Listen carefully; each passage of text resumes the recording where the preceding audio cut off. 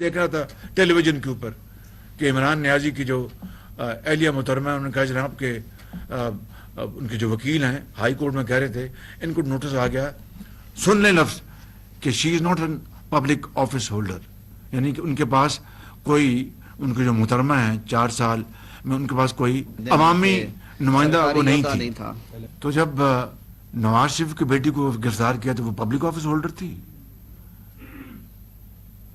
جب آپ کے بچوں کو جب گرفتار کیا یا کسی کو پکڑا وہ پبلک آفس ہولڈر تھے۔ کہنے کا مقصد یہ ہے کہ یہاں پر فوراً آ گیا کہ پبلک آفس ہولڈر،